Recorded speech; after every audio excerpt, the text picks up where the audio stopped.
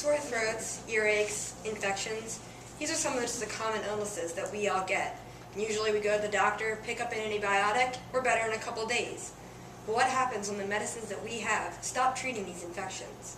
Antibiotic resistance, or the inability for our antibiotics to fight bacterial infections, is becoming a huge problem. I've had personal experience with this problem when I was infected with an antibiotic-resistant strain of pneumonia over the summer, and I'm certainly not alone. The FDA and the CDC have reported this to be a huge problem, especially recently and after the mid-2000s MRSA outbreak that a lot of us probably remember from our middle school days. This issue has kairos now because of this.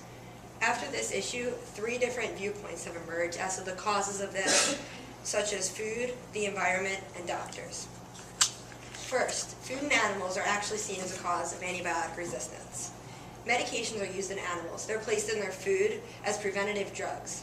And these drugs build up in the animal, and when we eat meat or animal products, the resistance can actually transfer to us. There is now a movement for antibiotic-free food, and then clear food labeling, so as purchasers, we know what we're buying. Animal rights groups and the FDA are the main discussers of this issue. This is commonly seen in blogs or online or on personal pages. These people value animal rights, clean food, and honest food packaging. Using the kairos of the antibiotic-resistant issue, they are doing this to gain insight from the public on their values. Second, there is the environmental movement behind this. Commercial drug producers are often contaminating water supplies with pollution from the whole drug production process. And this is building up in the earth, and then humans and animals that are ingesting the water can actually ingest small enough doses over time of antibiotics that start to build up in our systems. And according to environmental scientists reporting for the United Nations, this is a recently emerging problem with enormous lasting consequences that should result in new legislation.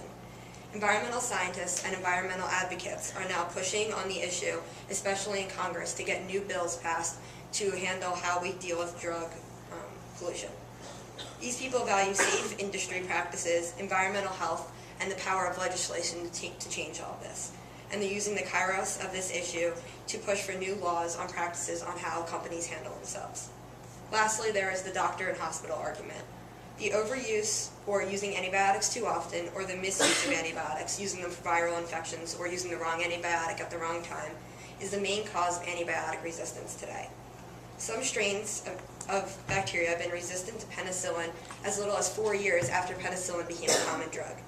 This shows that this has been a long-term issue for us. This is something that doctors have been doing for a while and something that many people think has to be changed now. Staph infections have been the result of poor hospital practices for a while now, and they're becoming more common and a lot more serious. Actually, according to the CDC, 1 in 10 people is actually killed from a staph infection. The cost of infections, in addition to taking lives, is also becoming an economic burden for our country. As it might cost as much as $30 billion a year, according to Congress, and that's something that a lot of people are saying has to be changed now. This issue is pushed by doctors, the FDA, and especially the CDC, and is discussed in schools, such as those that educate pre-medical students, in the news, and in hospitals. A lot of hospitals have signs now that say, doctors do this, or, make sure you only use this antibiotic this amount of times, things like that, to remind people of how serious this is. The doctors and the CDC and other groups that push this advocate for patient safety, economic stability, and the use of good medical practices. They are using the kairos of antibiotic resistance in this whole situation to show the importance of wise medical care and the importance of having informed doctors to promote patient safety. Each of the groups behind the 3 main different causes of antibiotic resistance, utilize the cause to show their values and to try to obtain their goals as a group. Those that push changes in food processes really value animal rights and the honesty of the food that we're consuming every day. New practices with pollution handled by environmental scientists and environmental advocates are all done in the environmental stance behind this issue. And doctors, CDC, and FDA members that promote changes in hospital and medical practices are all valuing patient safety and economics.